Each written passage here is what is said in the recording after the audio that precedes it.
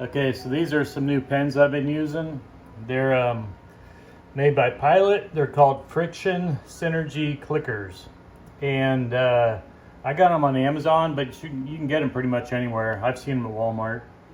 And so I just got this little set to start with.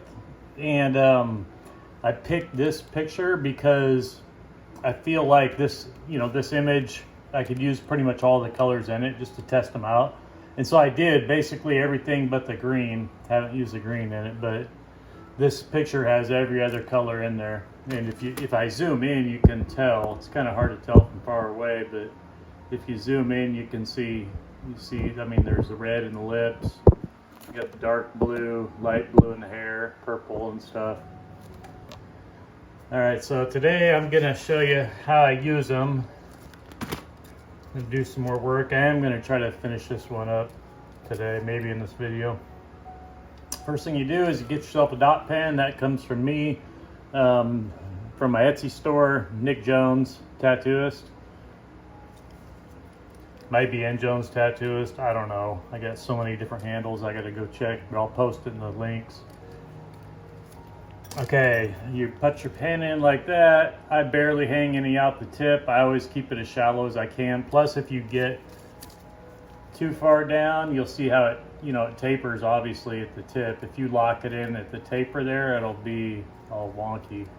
So just right as low as you can go, still in that little flat part. This little clicker thing, I keep it facing away from the tattoo machine. What I do here is pretty important too. Lately I haven't been putting rubber band on the needle bar. I've been using it on the pen and the vice screw. So check this out. Put it over the pen once, bring it up and around the vice screw and back over the pen again. Just like that. And so what you're doing here is you're gonna hold the pen steady from it wobbling at all. And then the other thing is that with these particular pens, this little clicker thing, when you're running it, this thing vibrates up and down, makes a really loud sound. It's really annoying. So by putting one of the rubber band ends over it, you keep it from moving around, keeps it quiet. See how quiet that is? That's about the speed I run it. That's for these anyways. This is about almost 3 volts. I'm just using a cheap Amazon power supply. This is a cheap Amazon tattoo machine. This tattoo machine cost, I think it was $13, and I got it years ago. You can see how worn it is. I have had to replace the vice screw because of locking it down, loosening it so much. I finally stripped out the cheap metal that it was made of, so I keep tapping it bigger. I went up to 830 seconds and now it's at 1030 seconds. But I just like this machine. It's got a really shallow throw. It's heavy.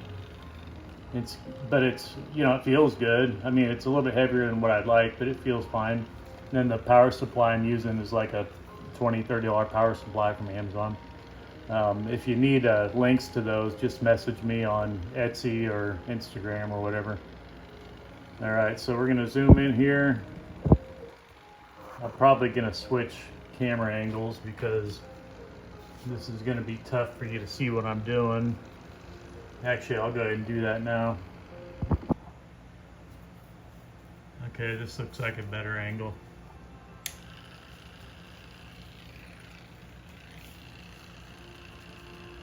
So what I'm doing here is I'm wearing gloves to keep the paper clean. I'm using my left hand to hold the paper down, keep it from bouncing. Kind of like what you do in a tattoo. So I'm starting with little lines down here because I want this bottom corner to be a little bit lighter than the top.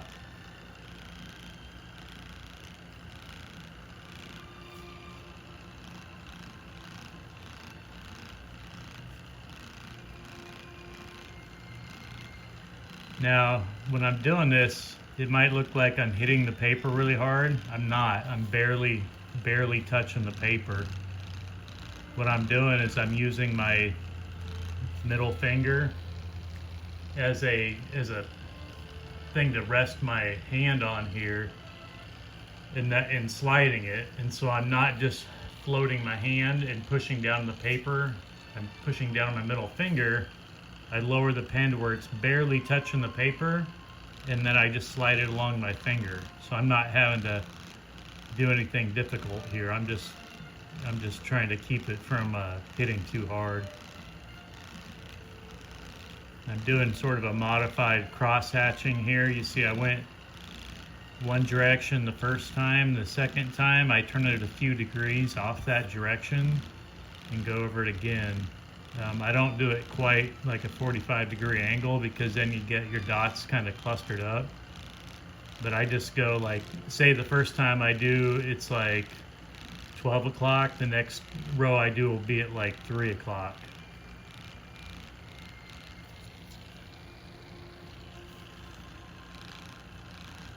This is the hardest part of doing this, is getting the dots even. If I were doing these dots individually, like, you know, old school pointillism, it would actually be pretty easy to keep everything even, but it would just take forever. With this dot pen, you're hitting the paper between, you know, 50 times, maybe 75 times per second. That's just a guess. I have no idea. I know when I'm tattooing, the needle hits at about 100 times per second on average, but that's running a machine at 7-8 volts. I'm only running this at 3 volts, so it could be even less. It could be 40 times a second. I should probably try to figure it out. I guess I could time it and run a long line and then count the dots. That'll be the next video. So right now I'm doing the first layer. It's pink or magenta. And then on this background, all I'm doing is magenta first, or pink, and then purple on top of it. Up higher you can see I did a lot more purple, a lot darker, and kind of messed up here. I was doing it in a few different sittings. Instead of just finishing it all in one, I'd do like a couple of minutes and then not work on it for a week, and you know, so it ended up being all kinds of mismatched shading here. If I do something like this again, I'm gonna do like an area like this whole background area, I would do in one sitting, or at least one day. I couldn't even remember what colors I had used for some of this. So it's taken a long time. This I was hoping would be a one-day project, and it turned into, I mean, it's been over a month. Of course, I haven't got a lot of hours into it. Like I said, I'll work on it for a few minutes and then put it away. All right, so that's pink. That looks decent. I'm gonna add a little bit to the hair, kind of like a reflection coming off the hair.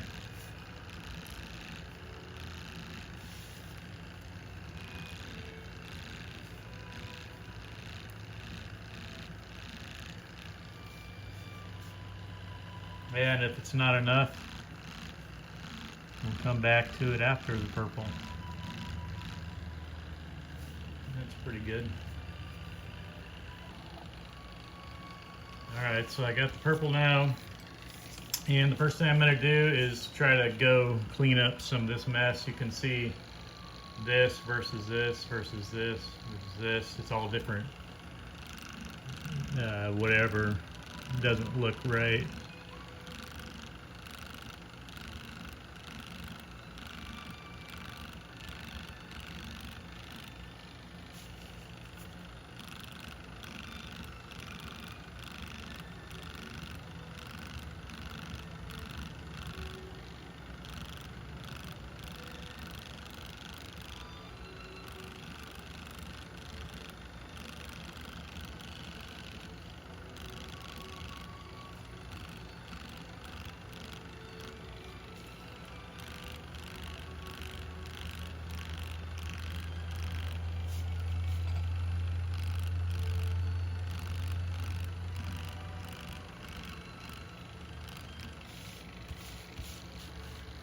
It's good in there. I'm gonna need some more pink in there too.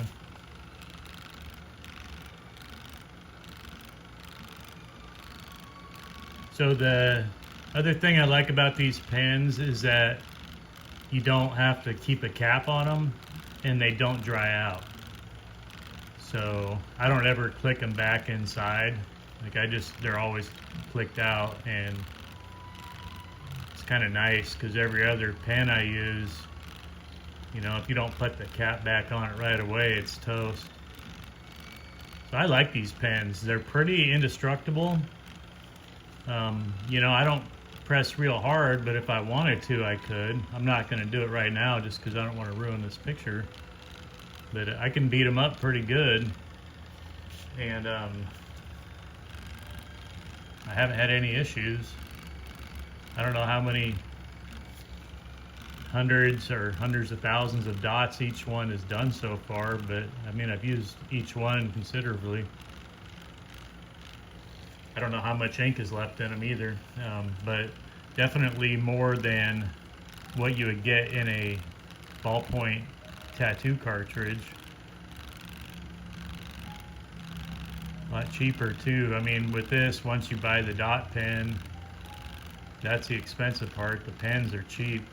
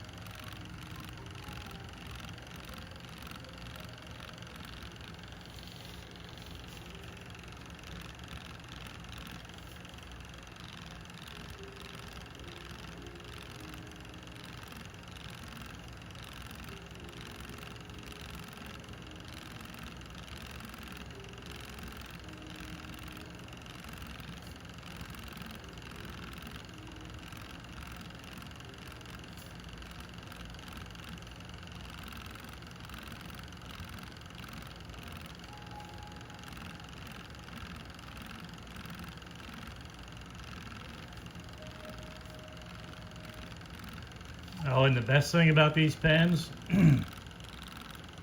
is that if you mess up, say I end up getting too many dots and a little grouping right in the middle, normally that would be kind of messed up, you know, if you're using a pen on paper.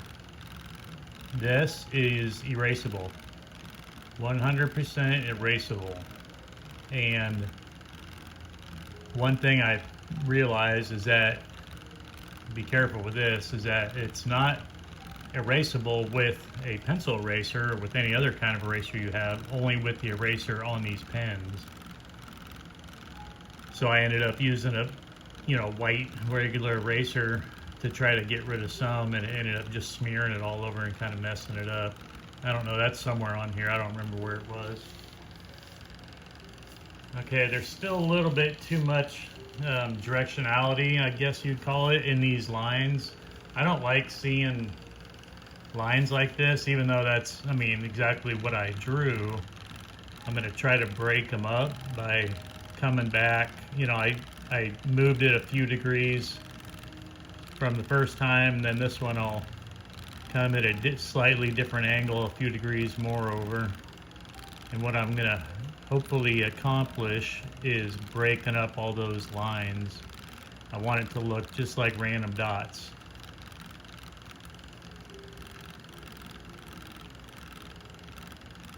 You can see sometimes here if I go over a spot and it leaves kind of a white spot, I can go in and do one of these, put in a few selective dots.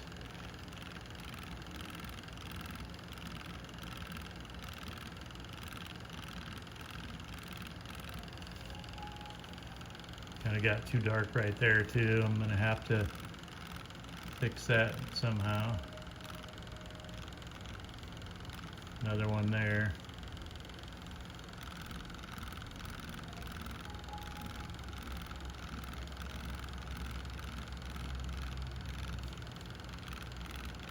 Just like tattooing, I mean, that right there is the epitome of tattooing.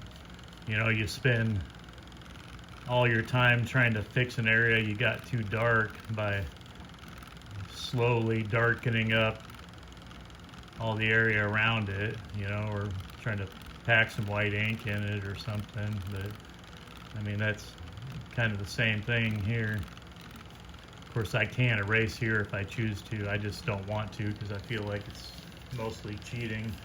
Okay, so I'm gonna go back to the pink one again because it's turning too purple. Okay, so now I got the dots mostly even. I'm not too concerned about messing up the pattern of them, so I'm just gonna go in with the pink one, and I'm not going to do the lines anymore. I'm just going to do, you know, little circles or ovals or whatever.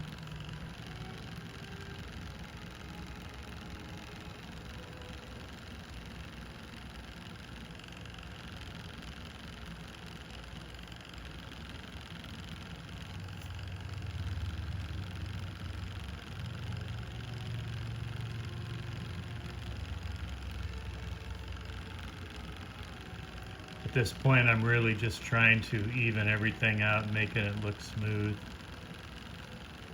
And then I'm also slowly darkening it as it goes up.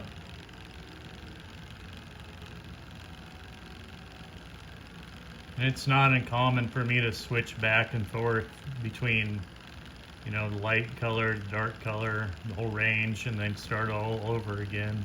Some of the darker blue hair in this has, I mean, I went over it 20 times or more.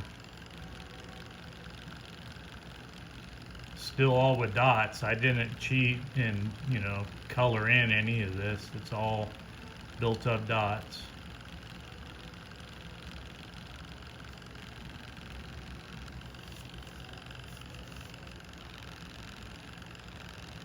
And I also still have to go in and finish the hair. I kind of like the way it's lighter down in this bottom corner, and that wasn't part of the picture, the reference photo. It was just something I noticed when I hadn't finished it yet. This bottom corner was kind of faded, and I kind of thought that looked cool. So I decided to obviously finish it and do, you know, all the dots, but keep it pretty light. And then if I don't like it, when it's all done, I'll just go over and make it dark.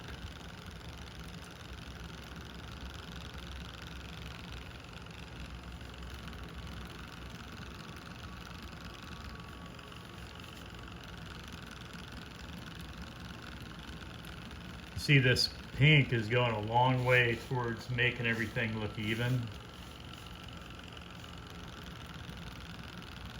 which I like.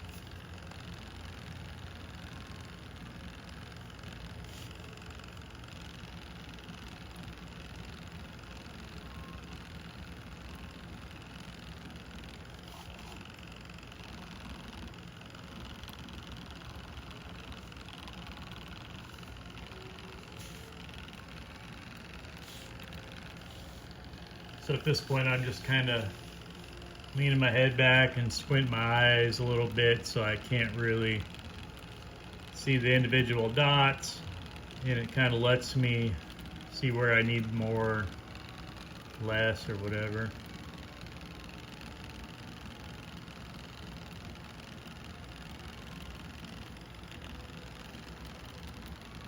Probably gonna come back in with the purple. No, I don't know, we'll see. I almost need some more purple though. And a little bit more blue in the hair before it's all done.